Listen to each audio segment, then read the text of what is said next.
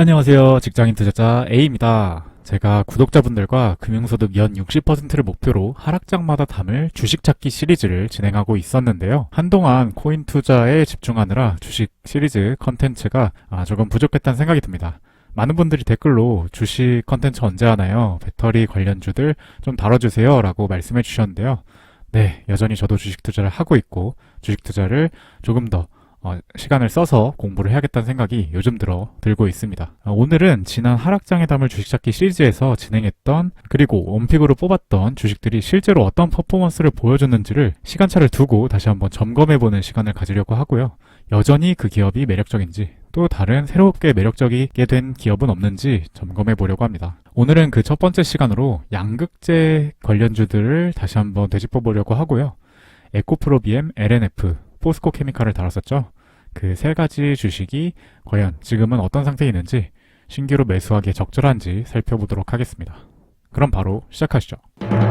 네, 제가 지난번에 양극재 관련주들 영상을 올린 것이 20년 10월 2일이더라고요. 벌써 약 7개월이 다 돼가는데요. 그때 제가 원픽으로 꼽았던 양극재 대장주는 에코프로비엠이었죠. 시가총액은 세 기업 중 중간 수준이었는데 매출, 당기순이익, 당기순이익률, ROE 모두에서 타 기업들 대비 우수한 성적을 보여주고 있었습니다. 한 가지 단점은 PBR이 높았다는 건데요. 부채 비율도 가장 양호했고 이러한 성장성이 보였기 때문에 여러 면에서 가장 적절하겠다 싶었습니다. 물론 재무적인 것만 보진 않았고요. 해당 영상을 참고하시면 이 기업들이 진행하고 있던 사업의 현황이나 리스크 등도 확인하실 수 있습니다. 다른 기업들에 대해서 제가 코멘트에 달았던 것도 보면 LNF 같은 경우에는 2020년에 당기순이 흑자로 전환할 것으로 기대된다고 했었죠. 이 점이 좋아서 2등으로 꼽았었습니다. 포스코케미칼 같은 경우에는 실적 상승이 다른 기업들 대비 그다지 좋아 보이지 않았고요. 당기순이익률도 이렇게 하락할 것으로 예상이 됐기 때문에 그다지 좋게 보진 않았었습니다. 또 과거의 퍼포먼스만 보면 현재 제일 고평가다라고 판단을 했었죠. 그럼 실제 주가 추이는 어땠는지 한번 살펴보시죠. 제가 검은색 화살표로 영상을 업로드했던 날짜를 표시해 봤습니다. 그 이후로 많이 올랐죠. 여기서 제 투자에 대한 피드백이 한번 들어가야 될 것 같은데요. 제가 원픽으로 꼽았던 에코프로비엠은 안정적이긴 했지만 타 주식들 대비 성장률이 그렇게 높진 못했습니다. 물론 저는 이 업로드를 하고 나서 거의 바로 사고 조금씩 모아갔기 때문에 그리고 이때 단기 최저점 대비 거의 2배 가까이 올랐기 때문에 개인적으로 만족할 만한 수익을 얻었습니다. 그러나 2등으로 꼽았던 LNF, 3등으로 꼽았던 포스코케미칼은 그 이상으로 높은 성장률을 보여줬죠. 제 영상을 보셨던 구독자분들께서는 과연 이 양극재 관련주들로 수익을 잘 먹고 계셨는지 궁금합니다. 댓글로 달아주시면 감사하겠습니다. 자, 그렇다면 피드백을 한번 해봐야 될 것 같아요. 왜 LNF와 포스코케미칼이 더 올랐을까요? 저는 세 가지 포인트를 룩백 해봤습니다. 첫 번째, 실적이 몇 년간 좋았던, 그러니까 꾸준히 성장하고 있었던 기업보단 최근에 좋아지기 시작한 기업이었다. 이 20년 분기별 실적을 보시면 에코프로비엠 같은 경우엔 당기순이익이 꾸준히 비슷한 비율로 상승을 했지만 LNF와 포스코케미칼은 2분기 대비해서 3분기에 훨씬 더 높은 상승률을 보여줬었죠. 이것이 주가 급등에 반영이 되지 않았을까 하는 생각이 들었고요. 또 LNF 같은 경우엔 말씀드렸던 것처럼 당기순이익이 적자에서 흑자로 전환되는 국면에 있었죠. 제가 개인적으로 이전 영상 중에서 매수하기 좋은 기업이 어떤 것인가를 따질 때 당기순이익이 흑자거나 아니면 적자에서 흑자로 전환되는 시점에 있는 주식이 굉장히 매수하기 좋다라고 말씀을 드렸는데요. 딱 정확히 그 예시라고 할 수 있겠습니다. 두 번째 이유는 PER이 높았지만 PER이 높은 애들이 더 같다는 겁니다. 이것은 비단 양극재 관련주들 뿐만 아니라 작년의 장세의 하나의 특징이었죠. 아마 유동성 장세의 특성이 아닌가 생각되는데요. 미래의 비전을 보여주는 기업에 매수 심리가 몰렸기 때문에 이렇게 PER이 높았지만 사람들은 더 매수를 하는 경향을 보여줬었습니다. 세 번째는 이 PBR인데요. PBR은 에코프로비엠이 6.9였던 반면에 LNF와 포스코케미칼은 이보다 낮은 5에서 4.89 정도였습니다.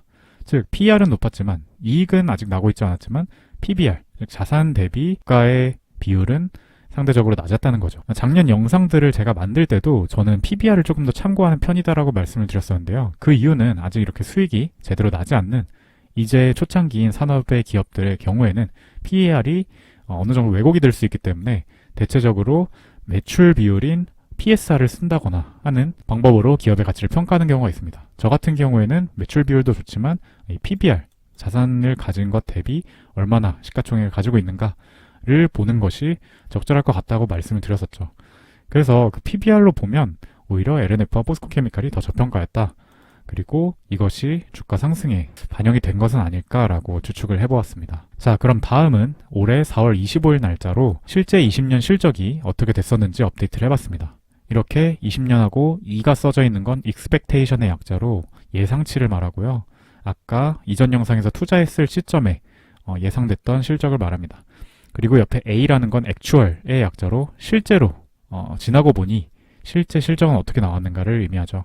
보시면 이 3, 4 모두 매출, 당기순이익, 당기순이익률에서 예상치보다 낮은 수치를 보여줬습니다. 심지어 LNF는 흑자 전환이 기대됐지만 실제로 적자였죠. PER도 당연히 예상보다 높았고요. PBR도 훨씬 더 높아졌습니다.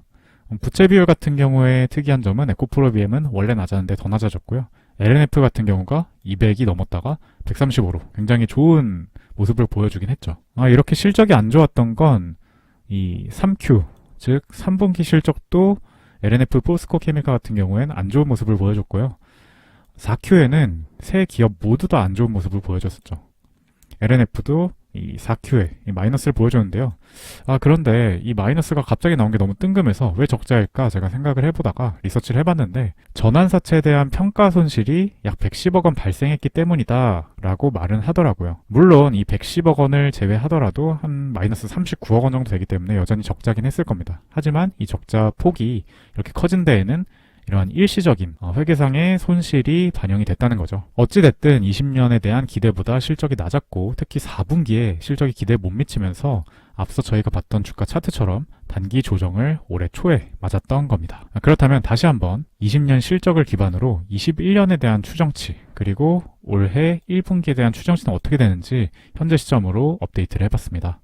우선 시가총액을 보시면 아까 시가총액들에 비해서 확실히 주가 상승에 의해 시가총액이 굉장히 높아졌음을 알 수 있죠. 아무튼 매출과 당기순이익을 보시면 확실히 올해보다 훨씬 더 성장하는 모습을 보여줄 것으로 기대가 되고요. 당기순이익도 역시 2배가 조금 안 되게 성장을 하는 모습도 있고 LNF 같은 경우엔 드디어 흑자로 전환할 것으로 기대가 되며 포스코케미칼은 전에 비해서 약 3배 이상의 당기순이익 성장을 보여줄 것으로 기대가 됩니다. 당기순이익률은 비슷하거나 많이 높아지고요. ROE 같은 경우에는 여전히 에코프로비엠이 가장 높은 편이죠. PER 같은 경우에는 에코프로비엠도 작년보다 낮아지고 포스코케미칼도 작년보다 낮아질 전망입니다. 이것은 당기순이익이 성장할 것이기 때문이라는 점이고요. 이 수준은 바로 2019년의 수준과 비슷한 수준입니다. 2020년에 굉장히 기대감으로 또는 증설로 인한 실적 상승에 대한 전망으로 이렇게 PER이 높아졌다면 이제 다시 2019년 수준을 회복했다라는 것이고요. 반면에 PBR 같은 경우에는 20년 실적보다 오히려 높아지는 모습을 보입니다. 에코프로비엠과 LNF가 그러하죠. 2019년에 3대였던 것을 생각하면 굉장히 높은 숫자라는 생각이 들고요. 단 포스코케미칼은 오히려 PBR도 낮아진다라는 점. 이렇게 가치평가 지표 측면에선 포스코케미칼이 굉장히 매력적인 모습으로 변화하고 있죠. 부채 비율은 여전히 비슷하고요. 이러한 전망처럼 1분기만 봐도 실적이 좋아질 것으로 기대가 되고 있습니다. 당기순이익도 마찬가지고요. 자, 여기까지 보면 여전히 에코프로비엠도 매력적이지만 앞서 지난 투자에 대한 피드백을 생각해보면 저 PBR 기업이 더 눈이 가고 그런 면에서 포스코케미칼이 매력적이지 않나라는 생각도 드네요. 그렇다면 지금까지는 재무적인 수치를 보았으니 이제 정성적으로 최근 이슈에 대한 업데이트를 조금 더 해볼까 합니다. 자, 각 기업들이 공급하는 회사와 그 회사가 결국 어떤 완성차 업체의 배터리에 들어가는지를 적어봤고요. 또 각 기업의 생산 캐파 증가량을 비교해 보려고 생산량을 좀 리서치 해봤습니다. 먼저 에코프로비엠 같은 경우에는 삼성 SDI와 SK이노베이션에 공급을 하고 있고요. LG화는 그다지 사이가 좋지 않기 때문에 LG화학의 수주를 받는다면 그것이 신문기사 거리가 된다라고 합니다. 최근에는 삼성과 JV를 통해서 삼성 SDI에 제공할 양극재 물량을 생산하는 공장을 설립하기도 했죠. 에코프로비엠의 양극재 생산량은 21년에 9만 톤, 톤에서 24년에 18만 톤까지 2배가량 3년 만에 증가할 것이라고 합니다. LNF 같은 경우에는 원래 GS 반개 기업으로 인식이 되는데요. 따라서 원래 LG에 공급을 하고 있었습니다. 최근에 SK의 대규모 계약을 이끌어내면서 주가가 많이 올랐죠. 이러한 LNF의 양극재 생산량은 21년에 2만 톤, 22년에 7만 톤, 23년에 8만 톤으로 예상되고 있는데요. 상대적으로 다른 기업들에 비해 양극재 생산량이 부족한 부분입니다. 참고로 LNF는 LG를 통해서 테슬라에 들어가고요. SK를 통해서 폭스바겐에 들어가는데 이제 폭스바겐이 각형 배터리를 쓰기로 선언을 했기 때문에 아마 몇 년 뒤에는 이 폭스바겐향 물량이 더 이상 수주되지 않지 않을까라는 생각이 듭니다. 포스코 케미칼 같은 경우에는 LG를 통해서 GM 차량에 들어가고 있었고요. 추가적으로 SK 수주를 받지 않을까, 특히 유럽 쪽, 헝가리 쪽에서 SK 수주를 받지 않을까라는 기대감이 있습니다. 포스코 케미칼은 최근에 유상증자로 1조 2,700억 원의 재원을 확보했는데요. 유럽과 미국의 양극재 생산 공장을 동시에 착공하는 방안을 검토 중입니다. 에코프로비엠도 마찬가지고요. 다들 지금 유럽 공장과 미국 공장으로 진출을 하는 것을 검토하는 중이죠. 포스코 케미칼은 아실 분은 아시겠지만 제 컨텐츠에서 예전에 다뤘던 것처럼 음극재도 생산을 하고 있습니다. 그래서 양극재와 음극재 동시 마케팅이 가능하다라는 얘기도 나오고 있죠. 자, 여기까지는 팩트고요. 이제 이 팩트를 기반으로 저의 관점을 공유해볼까 합니다. 우선 양극재 시장은 가격이 매우 중요합니다. 왜냐하면 배터리가 자동차 생산 비용의 40%를 차지하는데 이 40% 중에서 양극재가 차지하는 비중이 다시 40%입니다. 즉 양극재의 원가가 굉장히 중요한 상황이고요. 그럼 원가를 낮추려면 어떻게 해야 될까? 첫 번째로는 규모의 경제를 이룩하거나, 두 번째는 이 양극재 생산 기업이 원료의 매입 가격을 낮게 가져가는 것이 중요하다고 할 수 있겠습니다. 자, 지금 양극재 기업은 보시면 아시겠지만 굉장히 초과 수요 상태입니다.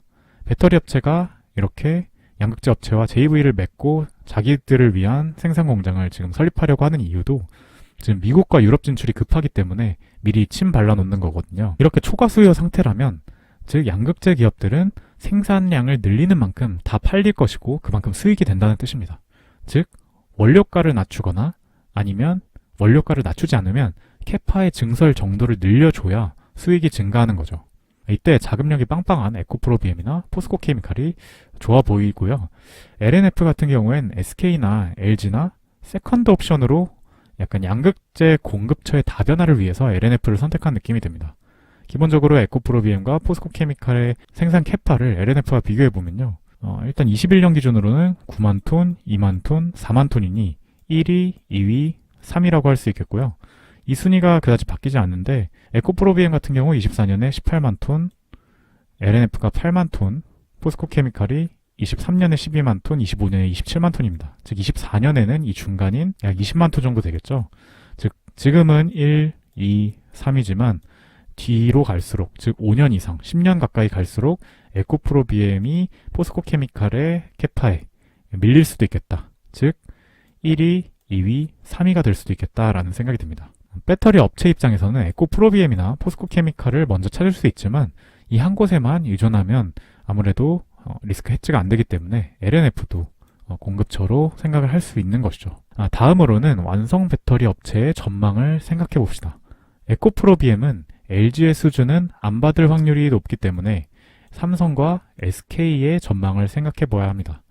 여기엔 각형도 있고 SK처럼 파우치형도 있기 때문에 어느 한쪽 업계가 유망해지고 어느 한쪽 업계가 전망이 안 좋아지더라도 리스크 해지가 될 거란 생각이 듭니다.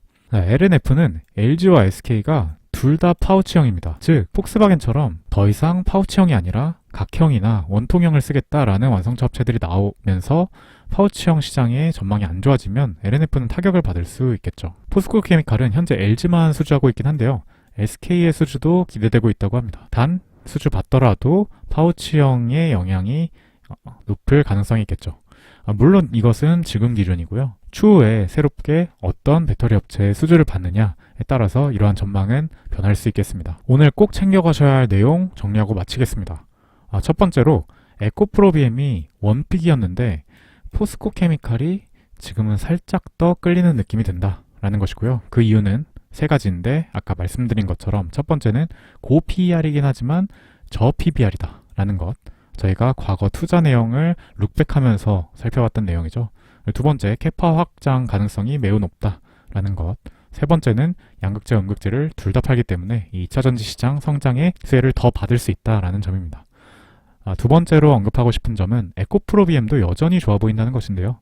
고 PBR이긴 하지만 어쨌든 저 PBR이고 캐파 확장도 분명 큰 규모로 할 것이고 또 각형, 즉 삼성 SDI의 수주도 받고 있기 때문에 파우치형 시장이 조금 전망이 안 좋아지더라도 해치가 된다는 것이죠. 물론 이것은 개인적인 의견이므로 참고 정도로만 부탁드립니다. 아무튼 오늘도 이렇게 영상 끝까지 시청해주셔서 감사하고요. 그럼 저는 다음 영상에서 뵙겠습니다. 지금까지 직장인 투자자 A였습니다.